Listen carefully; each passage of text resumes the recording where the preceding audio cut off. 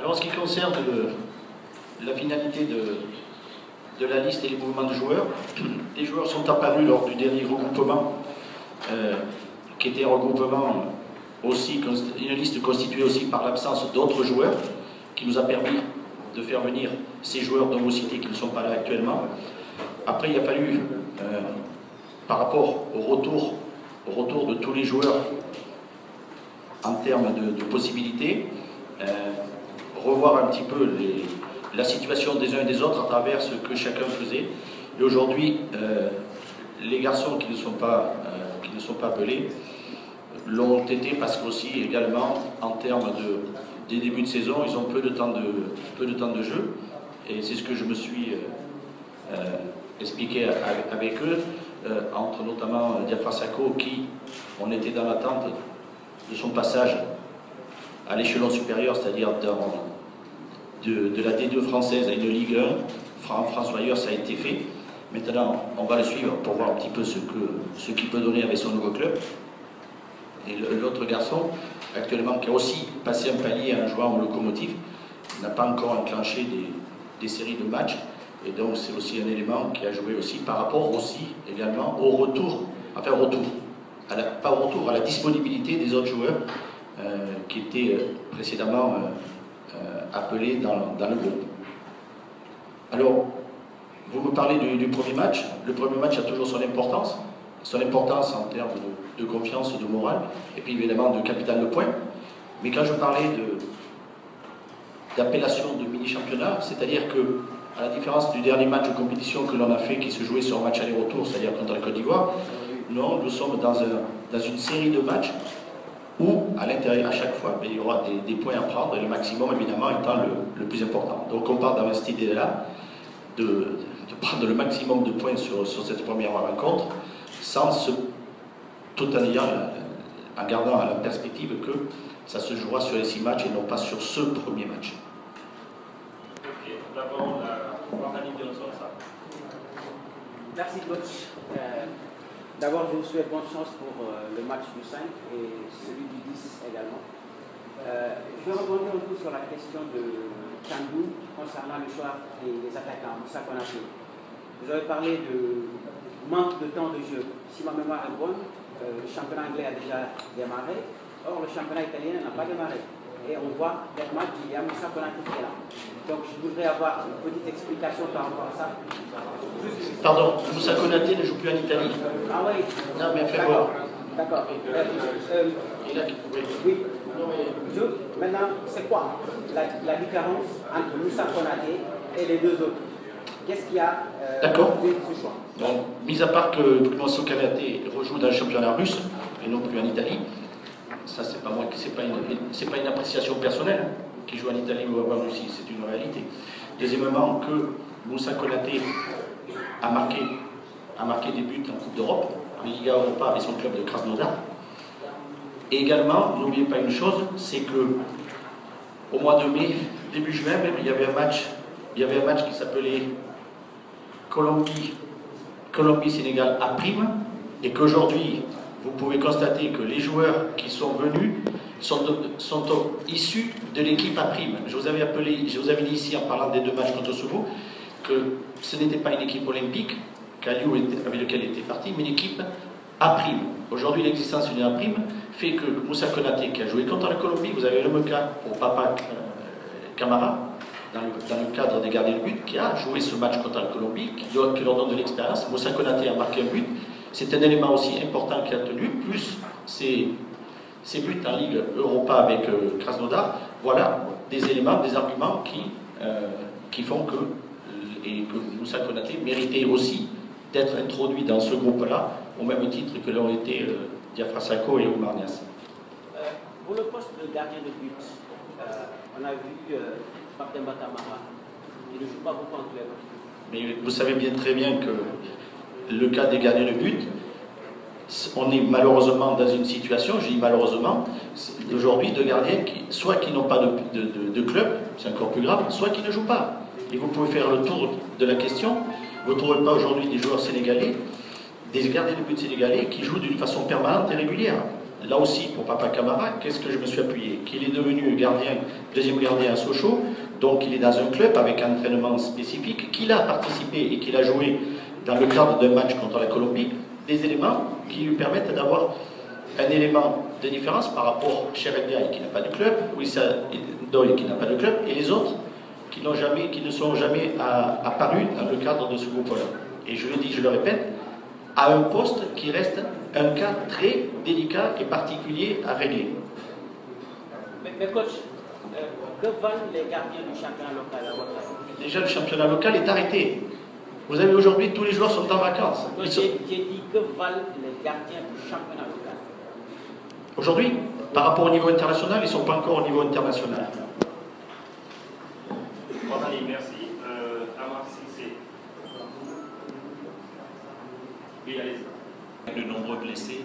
Est-ce que vous pensez que vous avez quand même une équipe compétitive justement pour aborder les 2 premiers matchs de l'équipe nationale? Et ma deuxième question, c'est sur le point tactique. Est-ce que, coach, vous pensez que... Je peux pouvoir prendre note, j'attends. D'accord. Ok, donc sur le plan tactique, coach, je me rends compte que l'équipe égyptienne contre qui nous allons jouer le premier match a 18 joueurs locaux, donc qui se connaissent véritablement. Est-ce que vous allez travailler lors des séances d'entraînement plus sur le point tactique, que justement les joueurs aient quelques points de repère? Et pour finir, c'est sur les supporters. Nous savons que le premier match va se jouer un vendredi, ce qui n'est pas habituellement le cas ici au Sénégal. Est-ce que vous comptez justement toujours lancer un appel aux supporters? Merci. La première question, quand vous parlez des blessés, non, il y a justement, force est de constater, nous n'avons pas autant de blessés. Les blessés, c'est qui est en cours de rééducation, c'est Papi Cissé, qui n'est pas opérationnel, mais donc ils sont de blessures. Des blessés à proprement parler, non, nous n'avons pratiquement pas de blessés. C'est vrai. Henri CV, pardon. Lui aussi est sur la touche, mais pas pour un long moment. Je pensais Papis parce que Papis est en cours de rééducation. Oui, l'Égypte, on connaît, enfin je connais puisque j'ai été les observer, les voir. On a travaillé à la vidéo pour disséquer leur jeu. Effectivement, ils s'appuient sur des joueurs locaux, même si, et ça faisait longtemps que l'Égypte ne l'avait pas réalisé, ils ont quand même beaucoup d'étrangers par rapport à ce qu'ils présentaient d'habitude comme groupe. Alors évidemment que nous allons bien sûr travailler sur le plan tactique par rapport à ce qu'est l'équipe et surtout par rapport à nous pour mettre en place notre système de jeu que l'on définira et qu'on mettra en place pour cette rencontre.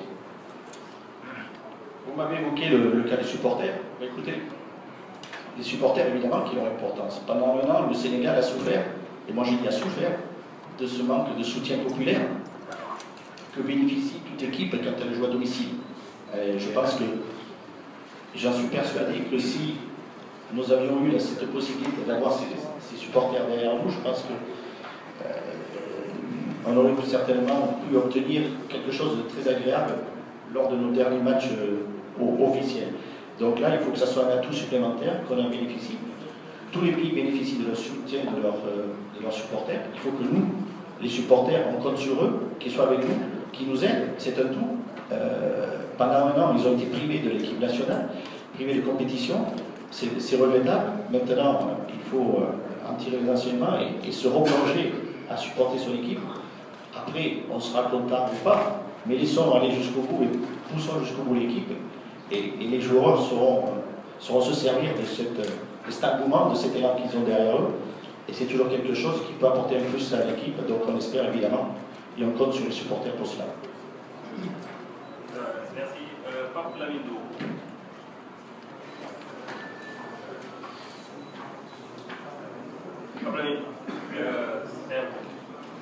Bonjour, Pape Lamindo du quotidien Sport. Vous avez bien aimé avoir votre avis par rapport au repositionnement de certains joueurs de la dernière. On a vu avec Lamine Sané, il est souvent défenseur central en Bordeaux et lors de son dernier match avec le Sénégal, on l'a repositionné comme arrière droit, ce qui on peut le laisser là-bas vu les performances Djilaboji et Karabot. On a vu également Chef Kouyaté, qui a été recruté par West Ham et qui joue très souvent comme milieu récupérateur. Et là, dans la sélection, il est convoqué comme défenseur central. Comment vous appréciez ces deux repositionnements par rapport en club et en sélection? Bon, d'abord, je voudrais quand même apporter une précision. Lamine Sané n'a jamais joué arrière droit. Donc, non. Mais certainement pas. Attendez, s'il vous plaît, si vous pensez que le 3-4-3, ça veut dire qu'il joue arrière droit, c'est que vous vous trompez. Nous avons joué contre la Côte d'Ivoire 3-4-3. Attendez, je suis désolé, il n'a jamais joué arrière droit. Aujourd'hui, vous n'allez pas me dire, avec mon stade, comment nous avons travaillé 3 défenseurs centraux et 4 milieux. 3-4-3. Il n'a jamais été question qu'il joue arrière droit, il n'a jamais joué arrière droit. Nous n'avons pas travaillé à l'entraînement comme arrière droit. Je suis désolé de vous le dire. Je ne sais pas comment vous avez interprété et observé le match, mais il n'a jamais joué arrière droit. Tous les matchs qu'il a fait ici avec sélection à 4 défenseurs, il a joué dans l'axe. Et ce match où nous avons joué 3 défenseurs centraux, c'est comme si pourquoi vous ne dites pas que Djilaboji a joué à gauche sur ce match-là? Pareil, il y avait Lamine Sané, Karaboji, Djilaboji. Vous pouvez dire aussi que Djilaboji a joué à gauche. Pourquoi vous faites basculer Lamine Sané à droite et pas Djilaboji à gauche? Nous avons joué 3 défenseurs centraux. Le système était là, tout simplement. Donc il n'était pas. Arrière droit, c'est vous qui l'interprétez comme ça? Pas du tout. Et je suis d'autant bien plus placé, c'est qu'on n'a jamais travaillé spécifiquement Lamine Sané dans le cadre d'un poste d'arrière droit à 4 défenseurs, avec tout ce que la consiste comme travail. Que les choses soient claires et précises. Après, ça, c'est la réalité. Ça peut plaire ou ça ne peut pas plaire. Ça, c'est un avis. On est bien d'accord. Mais ne me dites pas qu'il a joué arrière droit. Ce n'est pas la réalité. D'accord? Voilà. Donc. On a vu plusieurs fois. Non, mais ne me dites pas. On a vu plusieurs fois couper vers le côté droit. Et un défenseur central ne va pas couper sur le côté droit. Les deux actions qu'on a remarquées lors de ce match, c'était Karaboy et Djilaboji qui ont été beaucoup plus défenseurs axiaux. On va mais vous n'allez pas me faire dire ce qu'on a travaillé. Vous n'allez pas me faire dire qu'on a travaillé avec Lamine Sané arrière droit. C'est faux. C'est archi faux. Je suis désolé. Je vous le dis et je vous le répète. Et quand vous me dites qu'on l'a vu aller, et vous n'avez jamais vu un défenseur central qui coupe derrière son latéral quand celui-ci est battu. Quand on est à 4 défenseurs. C'est le rôle même d'un défenseur de couper à droite ou le défenseur gauche derrière son latéral. Et ça se fait automatiquement. Mais pour vous dire, spécifiquement, il n'était pas latéral. Bon, on ne va pas passer la nuit, vous gardez votre façon de voir les choses, mais je vous dis, en ce qui concerne que ce n'est pas ici. Ok. Effectivement, après, vous avez le cas de Kouyaté. C'est une donne, puisque maintenant il joue au milieu à West Ham. Ben, nous allons en prendre acte, puisque chaque fois qu'il est venu avec la sélection, il est venu en tant que défenseur central, puisque c'était le poste qu'il occupait en Derleck, juste sur la fin du championnat. Nous allons voir avec lui comment il est et comment il appréhende ce nouveau poste, pour après prendre éventuellement des dispositifs en fonction du match qui est à venir.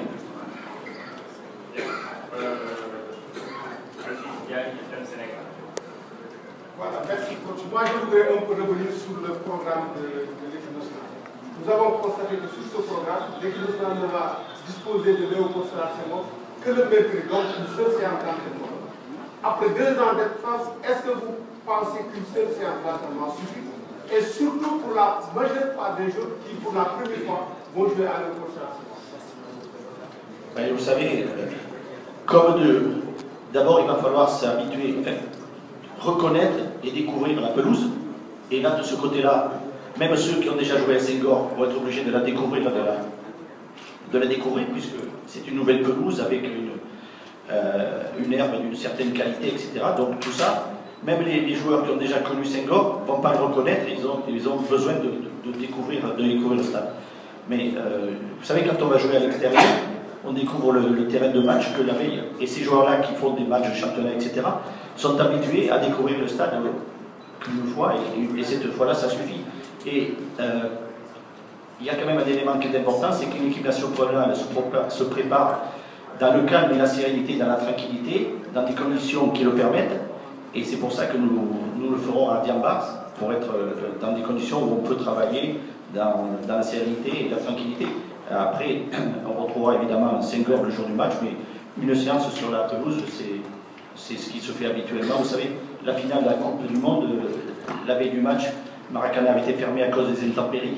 Donc, ce sont des joueurs professionnels qui, une fois qu'ils ont pris connaissance, au moins une fois, se font une idée de la façon dont le ballon rebondit, dont le ballon roule, dont les appuis sont. Et pour le moment, personne ne sait ici comment va réagir la pelouse, aux appuis, au ballon, on ne sait pas, puisque le nouveau terrain, le nouveau comportement du terrain par rapport à ce que les joueurs vont faire. Donc, c'est ce que nous allons aller vérifier ce jour-là. Bien, on va dans une et après on va terminer avec ça. On va terminer avec moi. Moi, je voulais juste édifier sur votre demande concernant le vol spécial que vous avez demandé par rapport au deuxième match. Au dernier nouvelle, ce n'était pas en acquis ou en défaut. Ça fait quoi? Aucune nouvelle. Je suis pas, à ce jour, à l'heure où on se parle, je ne sais pas. Si vous me dites, pour être plus précis, hein, je vais interpréter votre question, vous dites, coach, comment vous voyagez pour les Botswana? Je vous réponds, je ne sais pas. Je ne sais pas si on aura un avion privé ou pas, je ne sais pas. Aujourd'hui, j'ai aucune information me disant, coach, c'est bon, l'avion est là, etc., etc. Non, je n'ai pas. Merci, coach. Il y a deux doigts là-bas. Ce qui va me le démontrer, c'est quand je vais passer de 23 joueurs à 18. Croyez-moi, je ne vais pas faire 5 joueurs heureux. C'est évident. C'est une réalité. Donc, ils sont tous impliqués. J'ai pu le constater à travers tous les échanges qu'on a pu avoir durant ces intersaisons, et aussi s'il y en a eu, notamment avec les joueurs qui étaient à l'instance ou qui ont changé de club, ou qui vont changer de club, qui à chaque fois m'interpellaient pour me demander, en fonction de leur éventuel changement, si ça pouvait avoir des incidences sur revenu ou pas avec l'équipe nationale. Donc, vous voyez qu'ils étaient conscients de ce que pouvait représenter pour eux l'équipe nationale, et que ce travail, alors que l'équipe nationale n'est pas ça qui n'est pas l'élément déterminant qui fait qu'ils choisissent un club plutôt que l'autre, mais c'est seulement quelque chose qu'ils ont voulu quand même connaître pour avoir la tranquillité de signer dans un autre club. Donc j'estime que cette collaboration un petit peu en dehors de la fonction première que j'ai est intéressante et souligne que quelque part l'état d'esprit des joueurs est bon pour venir dans le groupe. Donc il faudra effectivement des joueurs sur ce plan-là qui soient à 100% de leur engagement. Comme je l'avais dit, du jardinage, mais vous constaterez que, si vous voulez, la pelouse, c'est une pelouse, je ne sais pas comment elle s'appelle, moi, qui est au lieu de... Paspalum américain. Pardon? Paspalum américain. Voilà. Vous êtes spécialiste. Origine Brésil. Ah, bon, alors, il faut que ça soit le Brésil des années pelées, non pas le Brésil de 2014. Bon, donc c'est une herbe qui, au lieu d'avoir les brins droits, c'est une espèce d'herbe qui part comme ça. Donc il faut, et j'y passe, et je travaille avec l'entreprise pour la hauteur de coupe, le jour de coupe par rapport à la repousse, etc. Et dernier élément, c'est les joueurs qui vont le donner quand ils vont être là-dessus, comment ils vont le sentir, comment ça va réagir, comment les appuis vont faire tenir ou pas la pelouse, tout ça on ne le sait pas. Mais vous savez, je pense que le stade dans son ensemble va être confronté, et je parle dans son ensemble, sans me préoccuper des autres aspects que la pelouse, c'est que tout le monde va se retrouver dans ce stade qui a été arrangé, etc. Mais on ne sait pas à la pratique si tout va répondre aux besoins, aux exigences que va réclamer le public, les joueurs, etc. etc. Bon, voilà. Donc, la pelouse a encore quelques jours, il manque encore quelques jours pour s'améliorer. Croisons les doigts pour que ça se fasse également. Laissons-la tranquille également pour qu'elle s'améliore encore un petit peu plus, et puis attendons de voir un petit peu comment elle supporte tout l'attitude et le comportement des joueurs là-dessus. Alors, je voudrais, s'il vous plaît, et profiter de la présence du vice-président. Vous avez pu constater sur le programme qui vous a été communiqué La supervision de la sélection. Ah, pardon, pardon. Oui, là on va essayer, mais nous avons, j'ai un site professionnel qui me permet de visionner tous les matchs des équipes, notamment que nous rencontrons. Donc j'espère le faire à travers cela. Pour le moment, nous allons étudier la question, mais ce n'était pas en prévision. Si on peut le mettre en place, ce qui est toujours un petit peu compliqué ici, nous essaierons de le faire. Mais j'ai toujours le rattrapage par le biais de ces sites professionnels que nous possédons, que je possède, pour pouvoir visionner le match ce match amical, effectivement. Alors, je reviens à ce que j'avais commencé à évoquer. Vous avez pris connaissance du programme et vous avez vu la disparition du point de presse. Point de presse. Oui, point de presse. Alors, point de presse. Moi, je parle français. Point de presse, open presse. Donc, moi, ça avait été déjà éventuellement annoncé et puis c'était une habitude. Je vais donner la parole à M. Benguet qui va vous en donner les raisons. Merci, merci. Bonjour à tout le monde. Bon, je laisse me parler tout de suite de l'open presse qu'on a supprimé. Bon, de toute façon, c'était pour la quiétude des joueurs, parce qu'ils viennent pour 5 jours à Sali. Mais rien n'est irrémédiable ni définitif. Parce que ce soir à 18h, on a un rencontre avec la FPS. J'ai eu M. Koumé d'abord. On va essayer de voir si dans la possibilité, on peut toujours revenir sur ça. Pour ne pas vraiment que les joueurs soient bousculés après. Je préfère objectiver la jeunesse, qu'on fasse l'open presse et pour libérer les joueurs. Et laisser avec vous là-bas pour que les journalistes aussi puissent se concerter, parler avec les joueurs, les rappeler les joueurs, les entendre, les écouter. Bon, donc rien n'est irrémédiable parce que là, nous, dans la dynamique, on est dans une dynamique de solidarité. On ne peut pas partir sans la presse.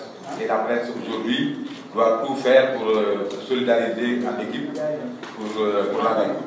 Donc, rien n'est définitif. À partir de ce soir à 18h, après avoir concerté avec la FPS, on reviendra vers vous par email. Et voilà. Je pense que rien n'est irrémédiable. Il y a des journalistes qui vont commencer à appeler Gérès pour s'inquiéter, mais la décision viendra de la réunion de ce soir et après concertation avec le président d'abord. Merci, Président. On va passer à la version Wolof, s'il vous plaît.